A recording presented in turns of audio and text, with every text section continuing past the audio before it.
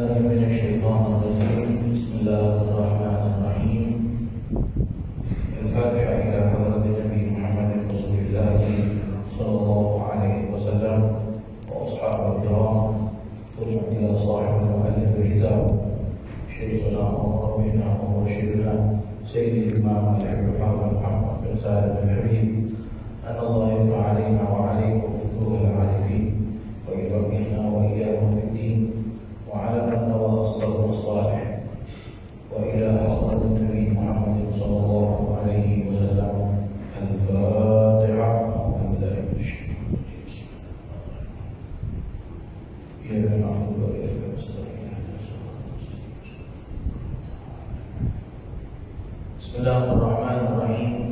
نويت التعلم والتعليم والتدبر والتذكير والنفع والانتفاع والإفادة والاستفادة والحث على التمسك بكتاب الله وسنة رسول الله صلى الله عليه وسلم، والدعاء إلى الهدى والدلالة على الخير ابتغاء وجه الله وقربه وثوابه.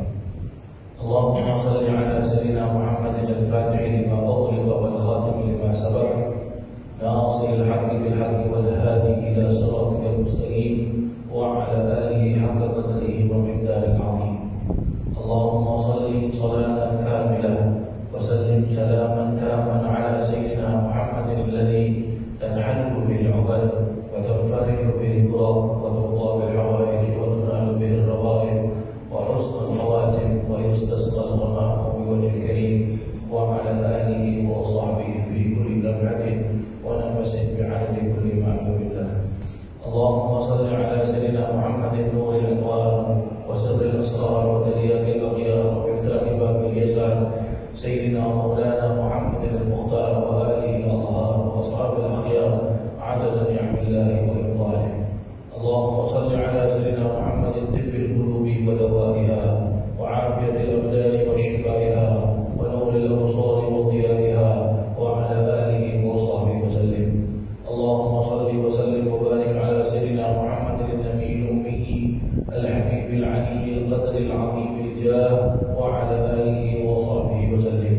اللهم صل على سيدنا محمد مفتاح باب رحمة الله عدد ما في علم الله، صلاة وسلاما دائمين بدوام ملك الله، وعلى آله وصحبه وموالاه. اللهم صل وسلم على سيدنا محمد وعلى آله. قد ضاقت عيلتي أدركنا وأدركنا وأدركنا يا رسول الله يا رسول الله يا رسول الله. اللهم صل وسلم على سيدنا محمد نورك الساري ومددك الجاري، واجمعنا به في كل أطوار، وعلى آله وصحبه يا نور. اللهم يا مبدئ يا معيد، صل وسلم وبارك على حبيب الذي جاءنا بالتوحيد، سيدنا محمد الممدوح في القرآن المجيد، صلاة تصلح بها أمة سيدنا محمد صلى الله عليه وسلم، وتفرج بها عن أمة سيدنا محمد صلى الله عليه وسلم، وترحم بها أمة سيدنا محمد صلى الله عليه وسلم، وتغفر بها لأمة سيدنا محمد صلى الله عليه وسلم، وتكرمهم بها يوم الوعيد، وعلى آله وصحبه عدد ما في علم الله الغني الحميد، والحمد لله رب العالمين. Muslimin dan muslimat, hadirin dan hadirat yang dirahmati Allah, sama-sama kita muliakan Al-Mukarram Al-Ustaz Muhammad Rais. Moga-moga Allah Subhanahu wa taala memanjangkan usia beliau, sihatkan tubuh badan beliau, dan moga-moga Allah Subhanahu wa taala cahayakan kehidupan beliau, dan moga-moga kita semua mendapatkan keberkatan daripada beliau dan daripada guru-guru masyayikh beliau. Amin Allahumma amin. Para jemaah yang dirahmati Allah Subhanahu wa taala, kita akan sambung pembacaan kitab Khuluquna yang dikarang, yang disusun oleh guru kami Al-Arif Billah Al-Habib Umar bin Muhammad bin Salim bin Habib radhiyallahu anhu. Sebelum saya sebelum kita membaca kitab, para jemaah sekalian, ada sebahagian daripada para jemaah yang menanyakan kepada saya berkenaan tentang Sayyidatina Fatimah Fatimah Az-Zahra Al-Batul. Pada bulan sekarang ini, seperti sekarang ini, bulan Jamadil Akhir. Adakah ia merupakan kelahiran Sayyidatina Fatimah Az-Zahra Al-Batul pada bulan pada bulan Jamadil Akhir ini? Menurut keterangan sejarah, ulama sejarah memperjelaskan bulan Jamadil Akhir ini adalah bulan kelahirannya Sayyidatina Fatimah Az-Zahra Al-Batul radhiyallahu anha, yaitu putri ataupun anak perempuan Nabi Muhammad sallallahu alaihi wasallam. Beliau dilahirkan pada 20 Jamadil Akhir. 20 Jamadil Akhir, 5 tahun setelah Nabi sallallahu alaihi wasallam menerima wahyu dari Allah Subhanahu wa taala.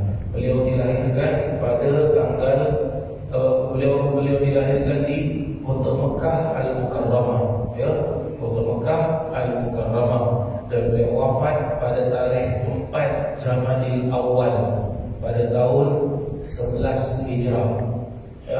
Dilahirkan pada 20 Jamadil Akhir, meninggal pada tarikh 4 Jamadil Awal tahun 11 Hijrah. Tahun 11 Hijrah. Ulama memperjelaskan lebih kurang antara 28 ataupun 29 tahun. Beliau meninggal, usianya muda. Dan ulama lagi memperjelaskan beliau meninggal setelah 6 bulan Nabi SAW wafat.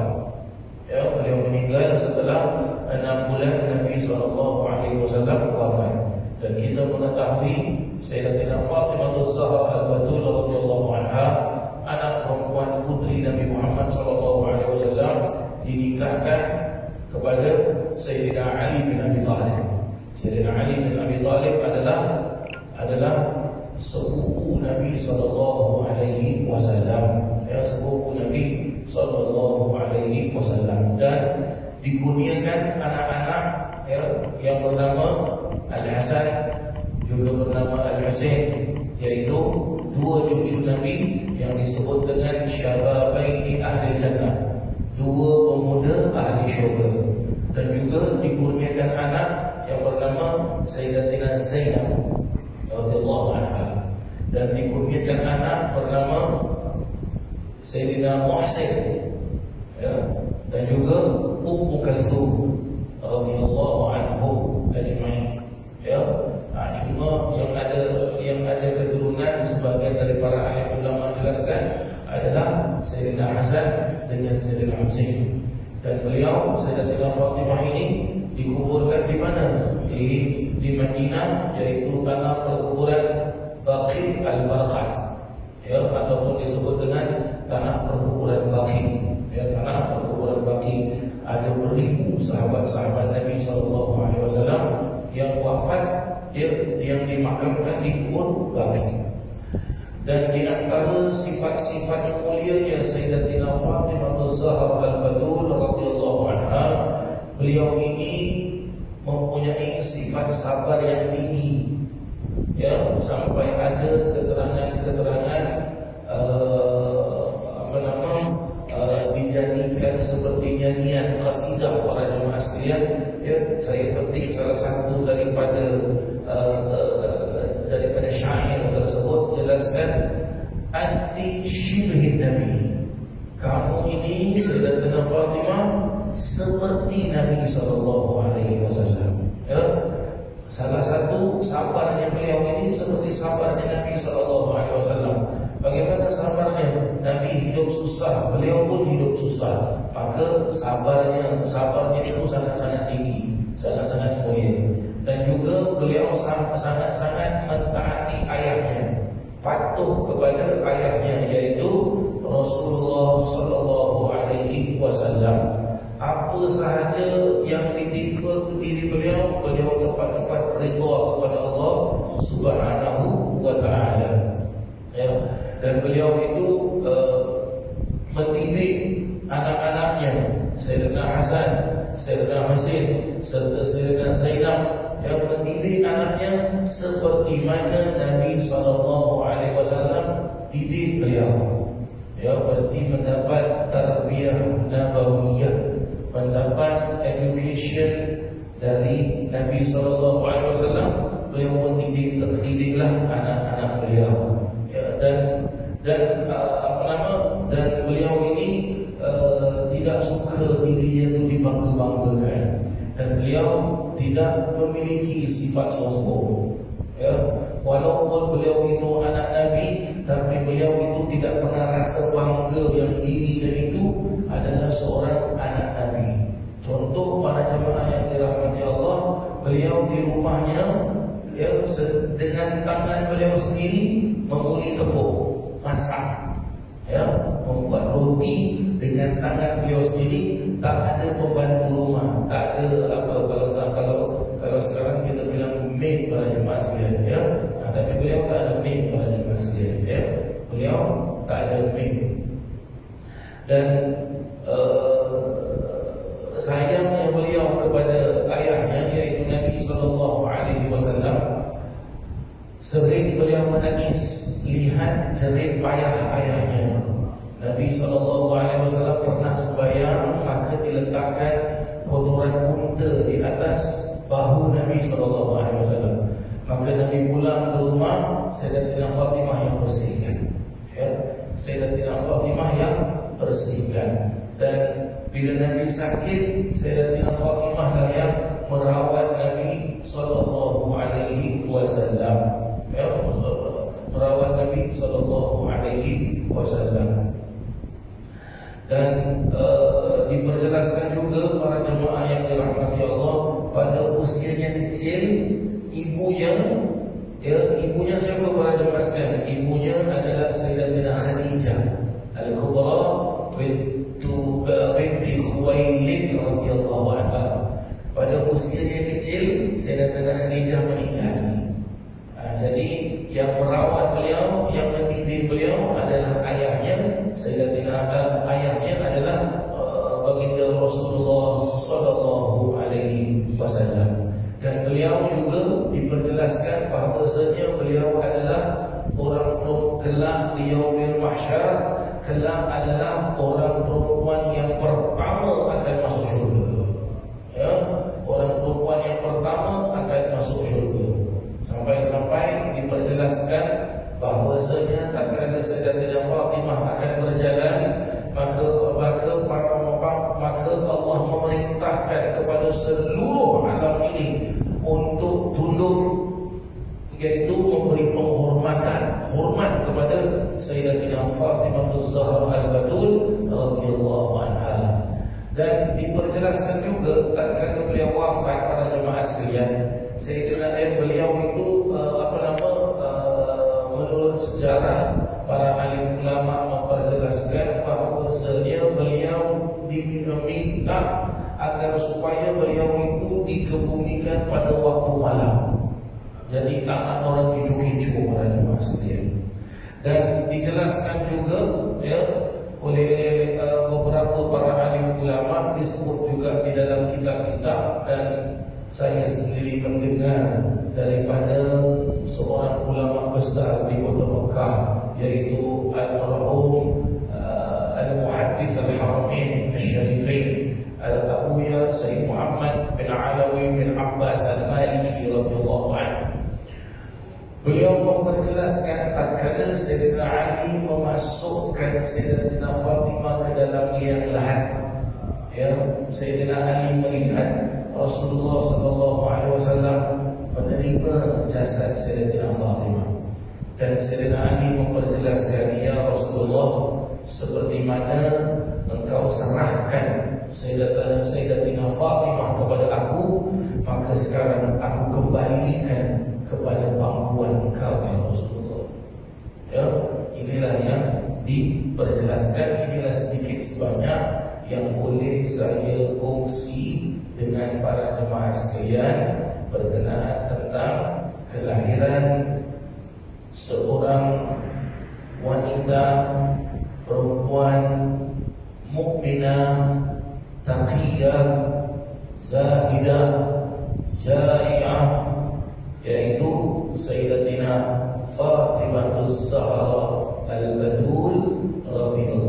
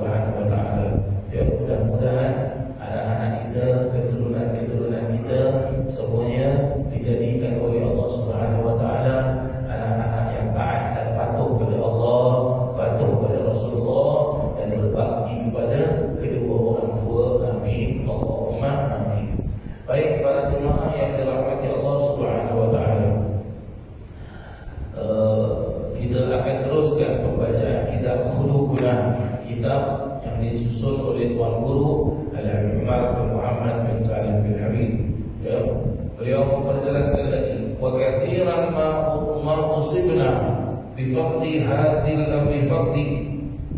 hadzal khuluqil karim bitafarruqi wa ta'ati wa qaliman 'anina min jarra'il bu'di anhu ahaula katsira wa anta la tara al-an fi kasratil kathirati minna illa al-istihanatan bil huquq wa ta'assuban fil ara wa taraffu'an fil nufus wa fasadan fil muamalah wa la haula wa la quwwata illa billahil azim. Artinya beliau memperjelaskan kami telah ditimpa dengan ujian kehilangan akhlak yang mulia ini, seperti perpecahan, permusuhan antara satu dengan yang lain. Kami senantiasa ditimpa berbagai kesengsaraan kerana kami jauh dari sifat-sifat yang mulia itu, sedangkan engkau tidak lihat sekarang ini pada kebanyakan kami, melainkan yang pertama, mereka adalah golongan yang memandang remeh terhadap hak kemanusiaan. Kedua, ta'assub dengan pendapatnya. Ya, ta'assub berarti dia ini berpegang dengan dia punya pendapat saja, dia punya cara saja. Ya, cara orang lain semua tak betul, cara dia saja. Yang ketiga adalah dengan bersifat apa? Bersifat sombong. Ya, sombong, tak mau kalah. Ya, kalau bercakap dia seorang saja nak menang. Itu dia. Yang keempat adalah fasad fil muamalah. Fasad fil muamalah adalah membuat kejahatan di dalam muamalah, ya, seperti corruption dan sebagainya. Dan di hujung ini diperjelaskan dengan beliau Al-Arif Billah Tuan Guru Al-Habib Umar memperjelaskan wala haula wala quwwata illa billahil azim. Tidak ada daya dan upaya kecuali dengan bantuan Allah Subhanahu wa taala Al-Alim yang Maha Tinggi, Al-Azim yang Maha Agung ataupun yang Maha Berkuasa. Baik. Beliau Al-Habib Umar bin Muhammad bin Sa'ad bin Habib mengingatkan kepada kita bahawasanya beliau akan menyebut beberapa perkara-perkara yang bersangkutan dengan akhlak yang mana Nabi SAW telah pun memperingatkan kepada kita, menggambarkan kepada kita tentang kehidupan umat akhir zaman, yang mana umat akhir zaman itu kalau dia tak pandai jaga diri dia, dia tak jaga betul-betul kehidupan dia, dia tak jaga, dia tidak memberikan perhatian yang sungguh-sungguh terhadap rumah tangganya, terhadap kehidupannya, terhadap rezekinya, terhadap ahli keluarganya, anak-anaknya dan sebagainya, maka dia akan tertimpa dengan apa? Yaitu dengan kehilangan akhlak. Salah satu kehilangan akhlak adalah bermaharajalela, perpecahan-perpecahan, tidak bersatu. Ya, salah satu adalah kita lihat adalah apa? Kalau kita membicarakan hal isu rumah tangga, suami isteri tak boleh bersatu, bercerai-berai. Bila bercerai-berai, apa terjadi para jemaah sekalian? Yang terjadi, yang huru-hara, yang rusak adalah anak-anak. Sebab anak-anak, ya, ada mungkin kalau terjadi perceraian, ada anak nak ikut bapa, jadi dia tak dapat kasih sayang mak. Ada anak nak ikut mak, jadi dia tak dapat kasih sayang bapa. Itu dia. Jadi para ahli ulama jelaskan, yang dinamakan anak dia tak boleh ada bapa saja ataupun ada mak saja, dia mesti ada bapa dan dia mesti ada mak. Baru dia seimbang pada jemaah sekalian. Tak ada, dia tak seimbang. Lagi satu dari segi perpecahan adalah apa? Perpecahan orang-orang mementingkan diri sendiri, mempunyai rasa hasad dengki terhadap orang, mempunyai rasa tidak senang tengok orang itu berjaya, maka dia cari jalan untuk jatuhkan orang tersebut biar dia boleh naik tahta. Ini kita sebut isu politik. Jadi politik itu jahat atau baik? Jahat politik tersebut, tak baik. Jadi bagaimana cara kita nak selamatkan diri kita daripada berpolitik ini? Caranya satu saja. Apa dia cara dia? Diperjelaskan oleh para alim ulama. Diperjelaskan apa? Caranya adalah tinggalkan politik. Tinggalkan. Jangan ikut campur. Biarlah salah. Dia nak hentam dia, dia nak hentam dia, dia nak begini, dia nak begitu, biar. Kita nak ikut. Kita nampak benda tak betul, tegur. Itu tanggungjawab kita. Nasihatkan dia, tegah dia, cegah dia. Kalau perlu marah, marah. Ya, Nabi SAW jelaskan apa? Man ra'a minkum munkaran falyughayyirhu biyadihi, fa in lam tastati' fa bilisanihi, fa in lam tastati' fa biqalbihi, dzalika dha'ful iman. Atau qala Nabi sallallahu alaihi wasallam. Apa maksudnya? Barang siapa di antara kamu semua yang menyaksikan perkara mungkar, perkara yang tak baik, perkara yang jahat, ya, perkara yang menyebabkan permusuhan, kezaliman, penipuan, maksiat dan sebagainya, maka hendaklah kamu ubahnya, cegah dia dengan biyadihi, dengan tangannya. Berarti apa? Dengan tangan kita. Maksud dengan tangan itu bagaimana? Kita nampak anak kita tak sembahyang, dah besar tak sembahyang, umur 12 tahun, 15 tahun, 16 tahun tak sembahyang. Kita boleh marah dia, kita cegah dia. Apa kita buat? Ambil rotan sebelah sini, amun bayar. Itu maksud dengan tangan. Berarti apa? Dia ada kekuasaan. Dia ada kekuasaan. Ya, baik. Kalau dengan tangan pun tak jalan, kekuasaan tak jalan, dengan apa? Dengan lisan kadang-kadang. Lisan dia dengan lidah, dengan mulut. Salah satu lisan, kalau anak apa? Kita marah dia. Engkau kenapa begini? Sebagai pemimpin, tegur rakyat. Nampak rakyat tak betul, engkau sebagai ketua, mungkin sebagai presiden, sebagai raja, ya, nampak menteri-menteri tak betul, kabinet-kabinet tak betul, tegur. Itu dengan lidah. Itu dengan lidah. Maka kita pun jadi pemimpin. Pemimpin apa? Pemimpin terhadap ahli keluarga kita. Dalam sekolah ada pemimpin tak? Pemimpinnya adalah guru. Maka guru tengok anak murid tak betul, dia tegurkan. Dalam kita solat berjamaah ada pemimpin tak? Pemimpinnya imam. Ya, maka kalau makmum tak betul, imam wajib tegurkan. Tapi pun ada masalah. Apa masalahnya?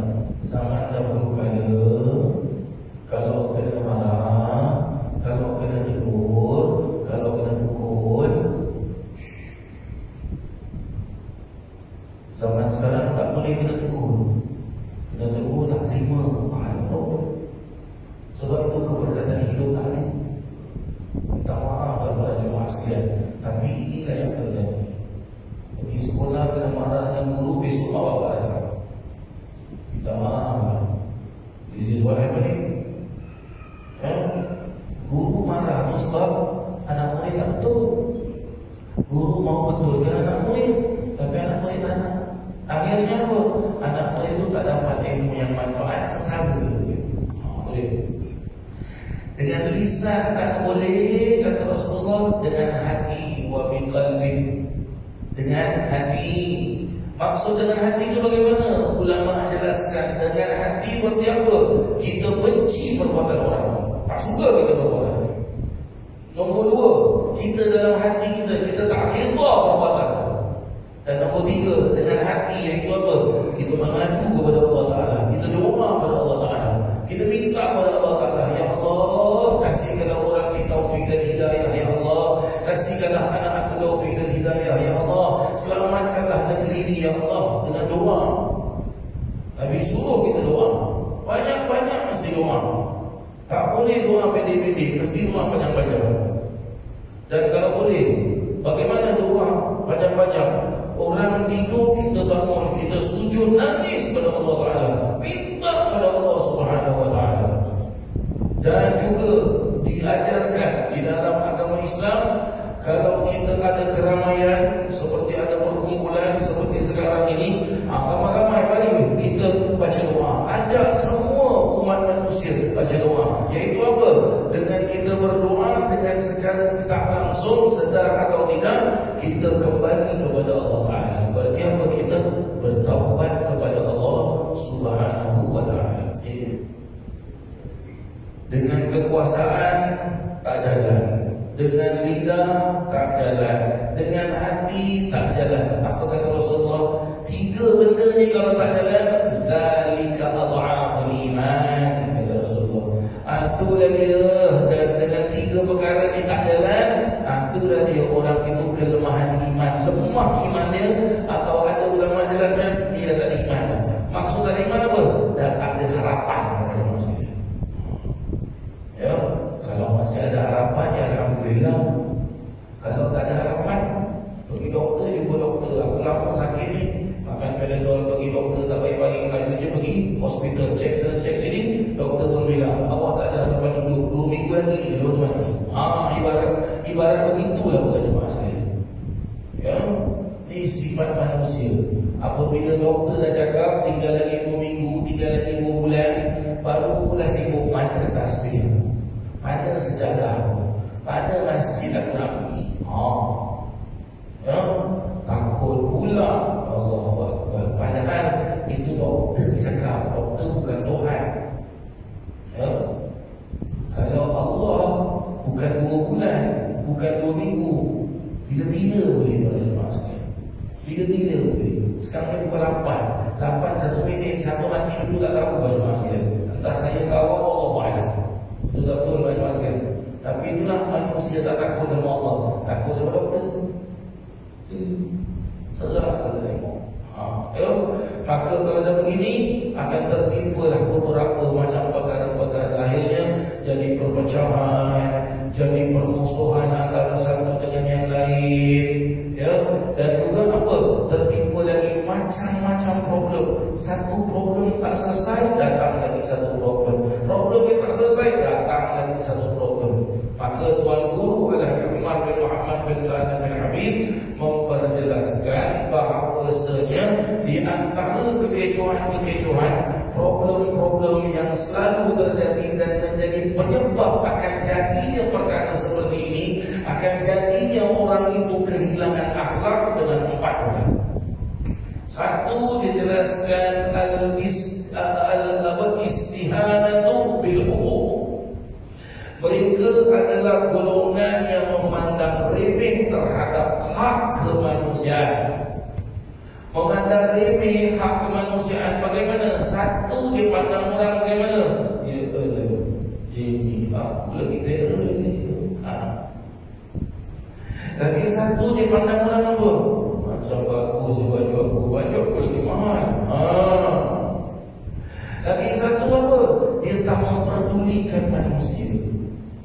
Ya, tak memperdulikan manusia. Sakit ke, ada makan ke, susah ke, senang ke, mati ke, hidup ke, aku tak tahu. Yang penting aku hidup seorang. Aku seorang kenyang, aku seorang kaya, aku seorang ini, aku seorang ini, aku seorang ini. Ya, sering saya kadang-kadang kalau saya pimpin kuliah, sering saya suka menggunakan contoh-contoh yang ada pada diri kita. Ya, mungkin kalau dekat negara kita sekarang ni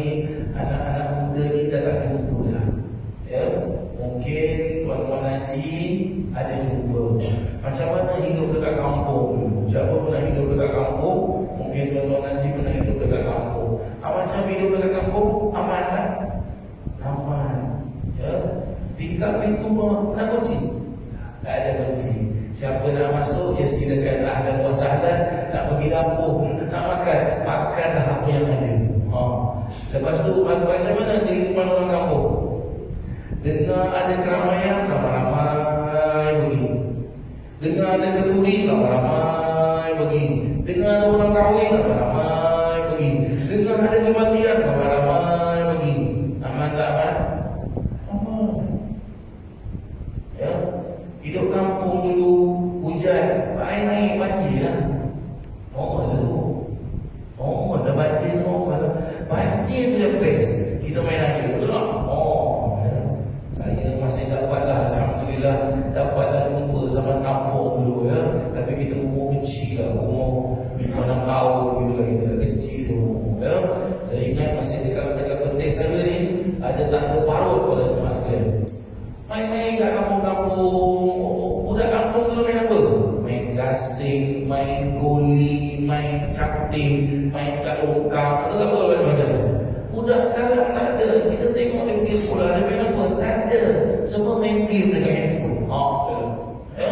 Semua main game dekat handphone. Baru ni cuti sekolah, saya bawa anak-anak saya tu bawa rumah saya. Bapa, kita nak pergi mana? Nak main bola, bapa? Tak. Ikut bapa main apa? Saya bawa apa banyak maksudnya? Saya bawa capting. Tahu capting? Budak-budak, Pak, apa ni Pak? Kenapa dia ada bulu-bulu ni? Main capting. Saya bilang anak saya, inilah permainan kampung ini. Saya main guli banyak maksudnya. Main guli. Macam mana ni cara main guli ni? Saya tunjukkan begini. Saya ambil gasing, saya lepas gasing. Style saya ni. Kita tak tahu main ni. Ada parut dulu banyak maksudnya. Ya, tercucuk paku. Banyak paku. Nangis balik. Ya, arwah tu saya, dia tarik paku. Allah Allah. Apa dia buat? Dia ambil minyak tanah, dia siram. Dia ambil, nenek saya pun ambil serbuk kopi. Tahu? Ya, dia koyakkan kain batik tu, dia ikat. Ya. Saya pun balik, dah pergi tidur saja. Tidur kita. Besok buka. Baik. Minta maaf pada jemaah sekalian. Awak sekarang kalau kaki luka, nak cari minyak tanah pun dah terkumpul sekarang. Mana ada kedai kat Singapura jual minyak tanah? Ya, mungkin ada dalam Allah, mana tak tahu. Ya, serbuk kopi, mungkin kita pakai Nescafe. Tak pakai biji kopi. Betul tak? Ya. Saya nasihatkan, kalau awak luka, jangan tak payahlah cuci minyak tanah. Tak payah balut dengan serbuk kopi, pergi hospital. Sebab takut-takut kalau cuci minyak tanah, balut dengan serbuk kopi, besok pergi hospital potong lagi. Tak maaf lah banyak maksudnya. Ya, ini berubah. Ya. Zaman sekarang bagaimana? Berubah. Dah tak ada lagi kampung. Ya, tak ada lagi kampung. Walaupun kampung mandi kat sungai, mandi air perigi, kadang-kadang airnya keruh, kotor, sihat aja. Tak ada apa-apa. Ya, tak ada apa kita dulu. Burger lah, French fries lah, nugget lah, tak ada. Ya, itu nasi juga lah. Kadang-kadang kukus daun pisang, nasi kukus. Ya, itu sambal belacan juga lah pada jemaah sekalian. Itu tahu tempe lah, kopi, serong itulah. Sihat aja, alhamdulillah. Nak makan ayam, nak makan daging, tunggu hari raya. Nak minum air, semua baik Sprite, Pepsi, Coca-Cola. Nak makan apa? Air oranye. Betul baca ya? Bila jumpa? Air raya. Air raya. Sekarang pukul 3 pagi, ting tong, dia sampai dekat rumah dah.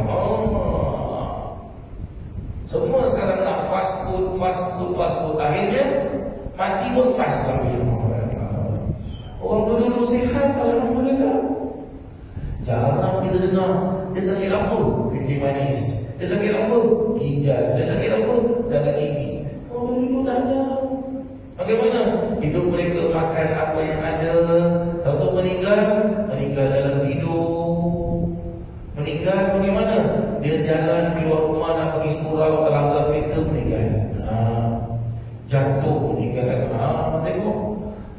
mati dia pun mati yang baik.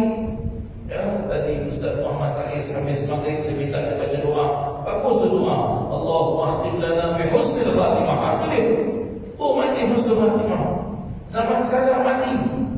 Kita tak cakap lah husnul khatimah, tapi mati ni apa? Mati outside. Mati outside dengan mati offside lagi susah. Allahu akbar, la ilaha illallah. Minta maaf dah bagi jemaah sekalian, ya, kalau saya terlepas tahu bahasa Arab, tapi ini kenyataan yang terjadi. Ya, kepentingan hak sesama manusia sudah tak ada. Ya, kita balik rumah tutup pintu, jiran kat sebelah tamat lapar, kenyang, mati, hidup, tak tahu. Dalam rumah pun kadang-kadang kita tak mementingkan hak manusia yang ada kat depan mata kita. Apa dia hak manusia yang ada kat depan mata kita?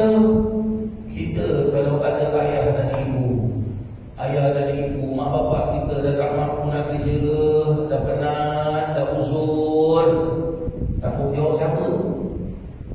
Tanggungjawab siapa? Tanggungjawab anak. Tanggungjawab anak. Saya kasih contoh bagi orang sekalian. Tak maaf, ya, tak maaf, bang. Bukan saya marah, tak. Orang dulu-dulu duduk kat kampung, anak ramai ke sikit? Oh, tak ada anak 1, 2, 5, 6. Nenek saudara saya 13 orang anak dia. 13 orang anak dia. Ya. Datuk saya punya abang 4 orang mestinya. Anak dia 27 anak dia. Kau duduk rumah setinggal. Rumah kampung. Ya, duduk rumah kampung. Ya. Tapi tak ada satu pun mak bapak, ayah, ibu zaman tersebut apa? Jelaskan kepada anak, ini semua adik-adik, kakak, abang, kakak-kakak, abang-abang kau. Aku dah tak boleh pelihara kau lah. Kau keluarlah dari rumah. Ada mak bapak cakap itu? Tak ada. Baik dia anak sikit, anak ramai. Makan apa yang ada, sikit sama sikit, banyak sama banyak. Sekarang pada jemaah sekalian, saya minta maaf banyak. Baru kahwin, nak privacy lah, nak tinggal sendiri, tak nak tinggal sama orang tua. Apa pasal? Susah lah orang tua. Lagi dia dah tak boleh bangun, kadang-kadang terlepas dekat katil. Kita nak kena bersihkan, nak gitu, nak gini, nak keluar jalan. Kalau kita nak keluar jalan-jalan pun susah. Orang tua ni ada, dia jalan lambat, macam remote control. Tekan kanan, dia jalan kanan, tekan kiri, jalan kiri. Kita kecil-kecil pukul 2, 3 pagi, bangun, mak tu tengok, dia berak, bersihkan. Bapak baju air susu. Ini mak bapak zaman sekarang dah apa? Kita bilang bedridden, dah sakit-sakit. Anak tak nak pelihara mak bapak. Jadi bagaimana? Tak apalah, kita hantar pergi rumah orang tua. Wal-'iyadu billah min dzalik. Minta maaf pada jemaah sekalian. Rumah orang tua-tua tu ialah itu daripada pihak kerajaan, ya, government yang siapkan. Ialah saya secara peribadi tak setuju kita ni yang muda-muda ni, ya, tak mampu nak jaga orang tua, hantar orang tua pergi rumah orang tua. Itu saya tak setuju.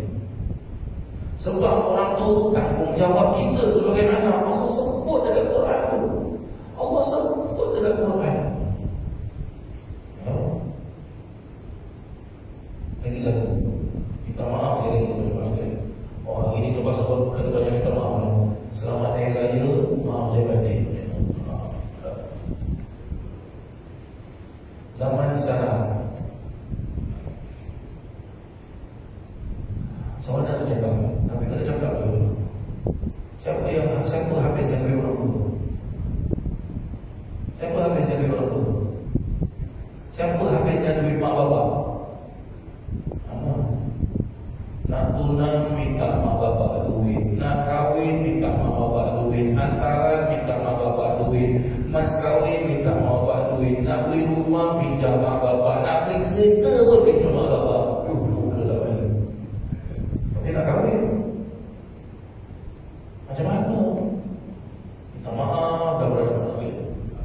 Saya belum pernah dengar para jemaah sekalian, dan saya belum pernah jumpa pun satu ayat Quran ataupun satu hadis ataupun mana ucapan-ucapan ulama yang disebut dekat dalam kitab fikih ke tauhid ke tafsir ke apa kitab lah memperjelaskan kalau dalam rumah, kalau dalam satu rumah mak dengan bapa, ayah dengan ibu tinggal sekali dengan anak tu bengkak. Saya belum pernah dengar.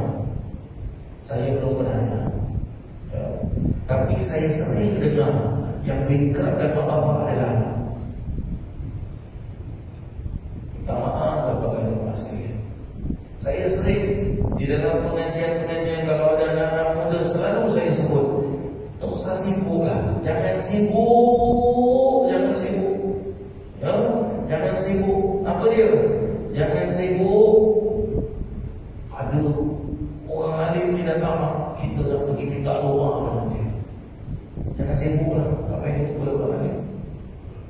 Depan mata anak tu ada orang alim besar. Bapa dengan mak bapa tu orang alim besar. Itu doa mak bapa tu. Saya ingat masih tahun terakhir saya berada di Hadramaut pada jemaah sekalian pada tahun 2004 ya, saya nak pergi haji ya, dari Hadramaut kita nak pergi Saudi, dari Yaman Selatan nak pergi Saudi, murah dia bayar ya, 1,900 US pergi haji 25 hari. Orang Singapura kena haji macam itu tak nak pergi ya. Confirm agensi tutup dah jauh hotel saya. Setengah jam jalan kaki nak pergi masjid. Jauh. Orang Singapura lama. Kita dah bayar semua, dia bilang makan semua ada, makan tak sampai-sampai.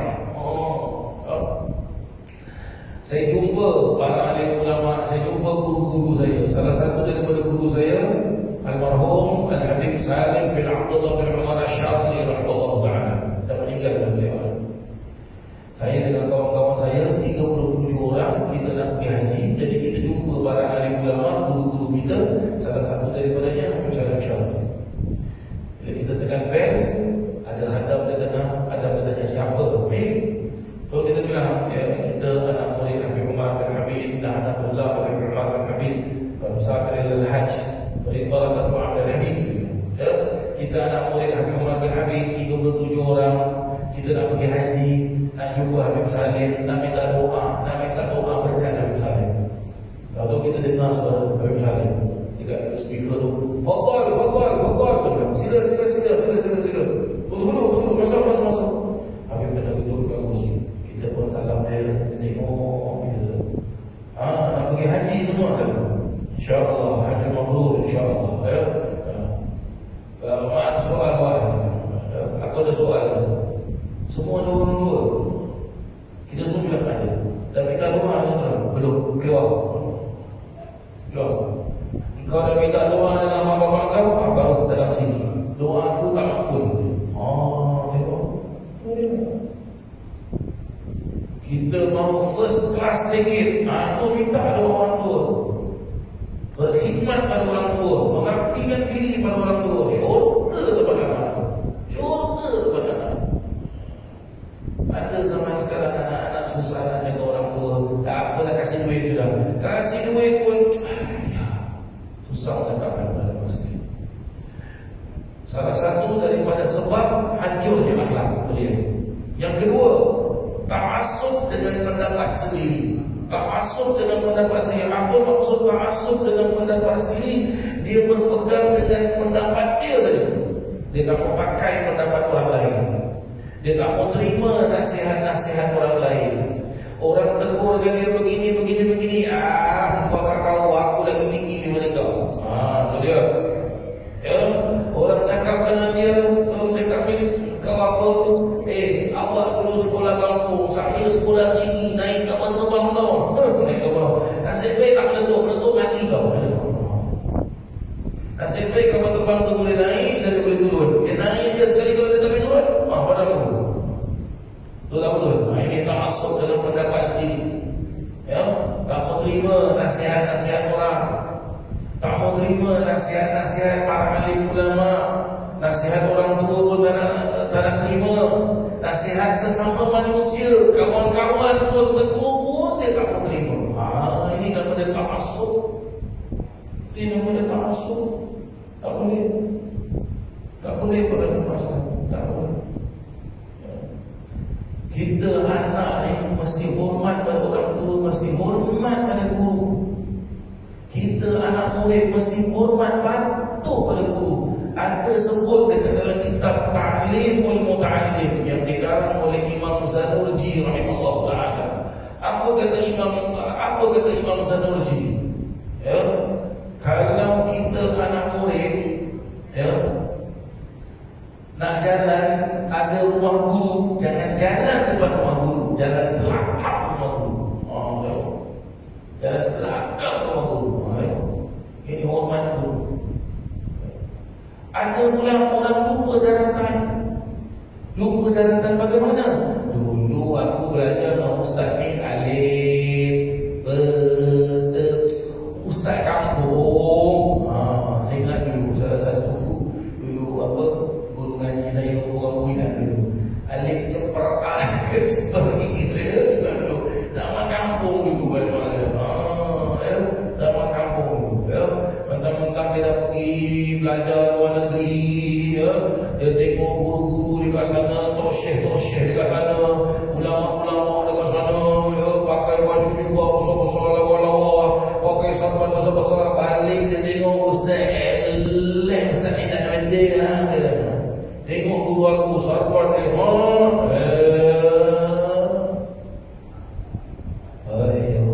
yang susah pada masjid. Ini kejala zaman sekarang. Ini kejala zaman sekarang pada jemaah sekalian. Ya, mak bapak tak pergi sekolah mana, orang kampung tak pergi sekolah. Dia pergi sekolah jauh, balik sikit-sikit cakap orang putih. Mak bapak tu tercengang apa anak aku cakap.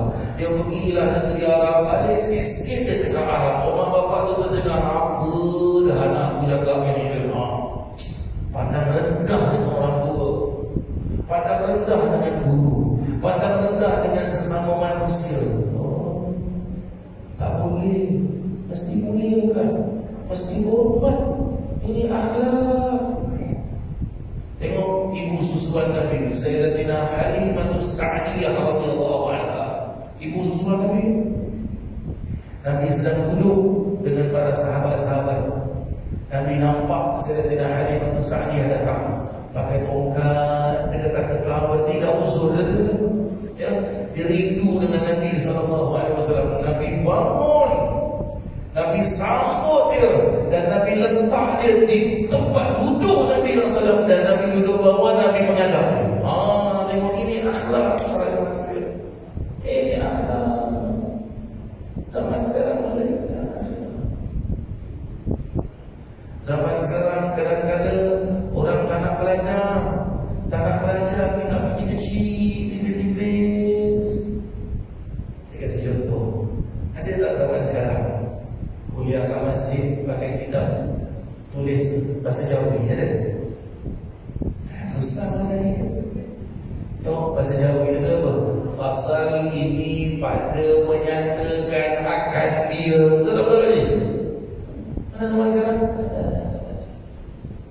Dulu kita kat madrasah ada belajar Jawi. Huruf C, huruf N, huruf Y. Betul? Sekarang tak ada. Anak saya sekolah madrasah, ya, balik bawa, yes, ini macam mana? So saya beritahu, ni jawapannya dalam sini. Saya buka baca. Anak sulung saya perempuan, Fatimah Zahra. Dia buka, bapa macam mana nak baca ni? Hai, Zahra kita baca tu. Ini bukan bahasa Arab kan? Tapi macam bahasa Arab. Ini bahasa Jawi Zahra. Macam mana bapa nak baca dia? Bagi sini dengar sini. Saya baca dia tercakap, bapa kita kat madrasah nak belajar ni. Padahal kita orang dulu. Kita tahu kenali Syekh Dawud Petani, Syekh Muhammad Arsyad Al-Banjari. Ya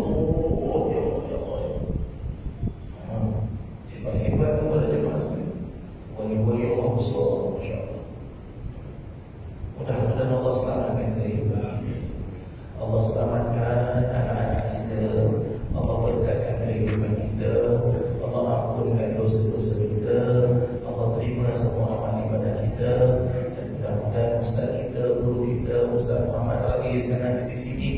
Mudah-mudahan Allah panjangkan usia beliau sehat walafiat insyaallah. Bismillahirrahmanirrahim.